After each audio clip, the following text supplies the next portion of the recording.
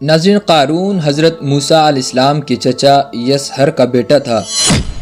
قارون بہت ہی شکیل اور خوبصورت آدمی تھا، اس لیے لوگ اس کے حسن و جمال سے متاثر ہو کر اس کو منور کہا کرتے تھے۔ اس کے ساتھ ساتھ اس میں یہ کمال بھی تھا کہ وہ بنی اسرائیل میں تورات کا بہت بڑا عالم اور بہت ہی با اخلاق انسان تھا، اور لوگ بھی اس کا بہت زیادہ ادب و احترام کیا کرتے تھے۔ ناظرین، قارون حضرت موسیٰ علیہ السلام پر ایمان لے آیا تھا۔ اس نے آپ کا دین بھی قبول کر لیا تھا۔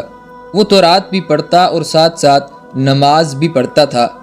قارون دراصل ایک کمزور عقیدے کا مالک اور ریاکار انسان تھا۔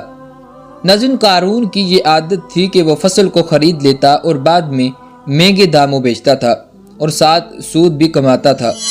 ناظرین، قارون دراصل ایک دولت پرست انسان تھا۔ اسے دولت جمع کرنے، بڑے بڑے محلات تعمیر کرنے اور عیش و عشرت میں زندگی گزارنے کا شوق تھا۔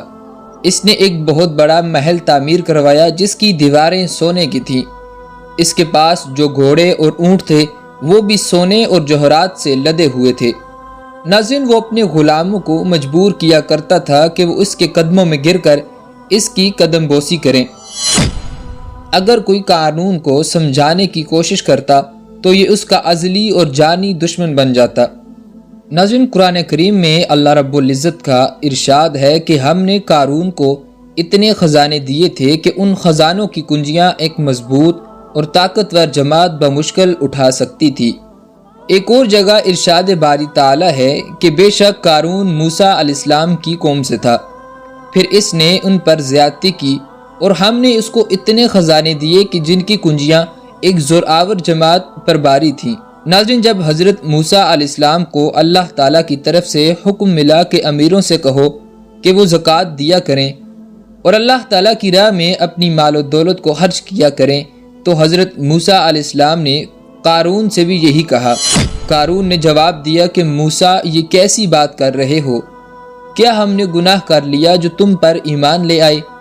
اب تم ہمارا مال بھی چھیننا چاہتے ہو؟ حضرت موسیٰ علیہ السلام نے قارون کو تبلیغ جاری رکھی۔ قارون حضرت موسیٰ علیہ السلام کا جانی دشمن بن چکا تھا اور آپ پر تہمتیں لگانے لگا۔ ناظرین، ایک دفعہ قارون نے ایک عورت کو بہت زیادہ مال و دولت دیا اور کہا کہ وہ حضرت موسیٰ علیہ السلام پر بدکاری کا الزام لگائے۔ وہ عورت اس بات پر رضامند ہو گئی۔ حضرت موسیٰ علیہ السلام مجمع میں کھڑے تبلیغ فرما رہے تھے تو قارون وہاں پہنچا اور کہا کہ اے موسیٰ، آپ لوگوں کو تبلیغ کر رہے ہیں جبکہ آپ خود بدکاری کر چکے ہیں۔ حضرت موسیٰ علیہ السلام کے سامنے اس مجمع میں اس نے اس عورت کو بھی پیش کر دیا۔ حضرت موسیٰ علیہ السلام نے اس عورت سے کہا، جس اللہ نے بنی اسرائیل کے لیے دریا میں راستہ بنا دیا اور بنی اسرائیل کو عافیت دی، میں تمہیں اس رب کی قسم دیتا ہوں، سچ بات بتاؤ۔ ناظرین، حضرت موسیٰ علیہ السلام کے رعب و جلال سے وہ عورت سہم گئی۔ اس نے سچ بات بتا دی کہ قارون نے اسے بہت زیادہ مال و دولت دی اور کہا کہ میں آپ پر الزام لگاؤں۔ ناظرین، حضرت موسیٰ علیہ السلام نے اللہ تعالیٰ کا شکر ادا کیا اور سجدے کی حالت میں اللہ سے دعا مانگی کہ اے اللہ، قارون پر اپنا قہر و غضب نازل فرما۔ پھر حضرت موسیٰ علیہ السلام نے مجمع سے کہا کہ جو قارون کے ساتھ رہنا چاہے وہ اس کے ساتھ ہو جائے اور جو ایمان والا ہے وہ الگ ہو جائے۔ ناظرین، صرف 2 بدبخت لوگ قارون کے ساتھ رہے۔ حضرت موسیٰ علیہ السلام نے زمین سے کہا کہ اے زمین، قارون کو پکڑ لے۔ زمین نے قارون کو گھٹنوں تک اندر دھسا دیا۔ ناظرین، حضرت موسیٰ علیہ السلام نے زمین کو دوبارہ حکم دیا تو زمین نے قارون کو کمر تک دھسا لیا۔ یہ دیکھ کر قارون رونے لگا اور رشتہ داری کا واسطہ دینے لگا۔